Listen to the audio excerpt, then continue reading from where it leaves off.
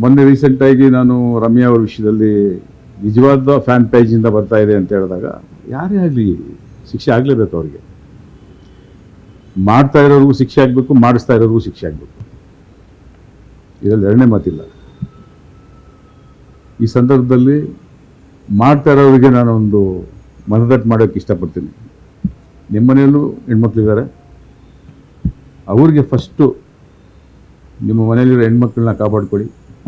ನಿಮ್ಮ ಮನೆಯಲ್ಲಿರೋ ಹೆಣ್ಮಕ್ಳನ್ನ ತೃಪ್ತಿಪಡಿಸಿ ಸಂತೋಷವಾಗಿ ಇಟ್ಕೊಳ್ಳಿ. ಅವ್ರನ್ನ ನೀವು ಬೇರೆ ಹೆಣ್ಮಕ್ಳನ್ನ ಬೈಯೋದು ಇಲ್ಲ ತೃಪ್ತಿಪಡಿಸೋದ್ರ ಬದಲು ನಿಮ್ಮ ಮನೆಯವ್ರಿಗೆ ಫಸ್ಟು ಅವ್ರನ್ನ ತೃಪ್ತಿಪಡಿಸಿ.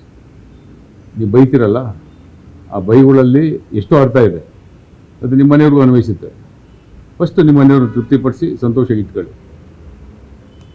ನಾಳೆ ಯಾವ ಸ್ಟಾರ್ ನಟರು ನಿಮ್ಗೆ ಬಂದು ಕಾಪಾಡೋದಿಲ್ಲ, ಜ್ಞಾಪಕ ಇಟ್ಕೊಳ್ಳಿ.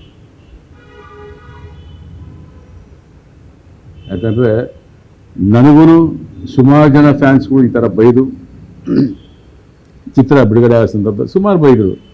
ನಾನು ಅದನ್ನು ಸೀರಿಯಸ್ಸಾಗಿ ತಗೊಂಡಿಲ್ಲ. ಗಾಳಿಯಲ್ಲಿ ಗುಂಡೊಡಿಯೋರನ್ನ ನಾನು ಕೇರೆ ಮಾಡಲ್ಲ. ಎದುರು ನಿಂತ್ಕೊಂಡ್ಬಂದು ಮಾತಾಡೋರನ್ನ ಗೌರವ ಕೊಡ್ತೀನಿ. ಅವ್ನಿಗೆ ಅವ್ನು ಕೆಟ್ಟದಾಗ ಬೈಲಿ, ನನಗೆ ಗೌರವ ಕೊಡ್ತೀನಿ. ಅವ್ನಿಗೆ ಏನಪ್ಪ ನಿಮ್ಮ ಪ್ರಾಬ್ಲಮ್ ಅಂತ ಕೇಳ್ತೀನಿ ನಾನು. ಇಷ್ಟು ಜನ ಮಾತಾಡ್ತಾರಲ್ಲ, 100 ಜನ ಆಗಲಿ 2000 ಬಂದು ನಿಂತ್ಕೊಳ್ಳೋಕೆ ಕೇಳಿ, ಬರೋಕ್ಕೆ ಕೇಳಿ, ಅವ್ರನ್ನೆಲ್ಲ ಎದುರು ನಿಂತ್ಕೊಳ್ಳೋಕೆ ಕೇಳಿ. ಆ ಒಂದು ಹೀರೋ ಸಪೋರ್ಟ್ ಮಾಡಿಕೊಂಡು ಯಾರನ್ನ ಆಗಲಿ, ಎಂಥ ಹೀರೋನ ಆಗ್ಬೋದು, ಆ ಹೀರೋಗಳನ್ನ ಸಪೋರ್ಟ್ ಮಾಡಿಕೊಂಡು ನಿಂತ್ಕೋತೀವಿ ಅವ್ರ ಹಿಂದೆ ಅನ್ನೋರು ನಿಜವಾಗ್ಲೂ ನೀವು ಫ್ಯಾನ್ಸ್ ಆದರೆ ಬನ್ನಿ. ನಾನೇ ಸರ್ ಆ ಪೋಸ್ಟ್ ಮಾಡಿದ್ದು, ನಾನೇ ಹಿಂಗೆ ಬೈದಿದ್ದು, ಈ ಕಾರಣಕ್ಕೋಸ್ಕರ ನಾನು ಈ ಥರ ಮಾತಾಡಿದೆ, ಈ ಥರ ಬೈದಿದ್ದೀನಿ ಅಂತ ಎದುರಿಗೆ ಬಂದು ನಿಂತ್ಕೋಬೇಕು ಗಂಡಸ್ತರ.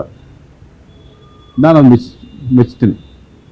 ನಾನೇ ರಮ್ಯವ್ರು ರಿಕ್ವೆಸ್ಟ್ ಮಾಡ್ತೀನಿ, ಇಂಥ ಹುಡುಗ ಏನೋ ಗೊತ್ತಿಲ್ಲದೆ ತಪ್ಪು ಮಾಡೋನೆ ಇಲ್ಲ ಯಾರೇ ಆಗ್ಬೋದು, ಅವ್ರ ಮೇಲೆ ಆ್ಯಕ್ಷನ್ ತೊಗೋಬೇಡಿ ಅಂತ ನಾನು ಹೇಳ್ತೀನಿ. ಬೇಕಾದ್ರೆ ನೀವು ಇದೆಲ್ಲ ಇಲ್ಲದೆ ನಾವು ಇದೇ ಥರ ಮಾಡ್ತೀವಿ ಅನ್ನೋದಾದರೆ ಇದಕ್ಕೆ ಎಲ್ಲಿ ಹೆಂಗೆ ಬುದ್ಧಿ ಕಲಿಸ್ಬೇಕು, ಪಾಠ ಕಲಿಸ್ಬೇಕು, ನಿಮ್ಮ ಥರ ಅಲ್ಲ, ಲೀಗಲಾಗಿ ಕಲಿಸ್ತೀವಿ ನಾವು. ಲಾ ಅನ್ನೋದಿದೆ, ಲೀಗಲ್ ಆಗಿ ಇದನ್ನು ಯಾವ ರೀತಿ ಆ್ಯಕ್ಷನ್ ತೊಗೋಬೇಕೋ ಮುಗಿಸ್ತೀವಿ ಅದನ್ನು.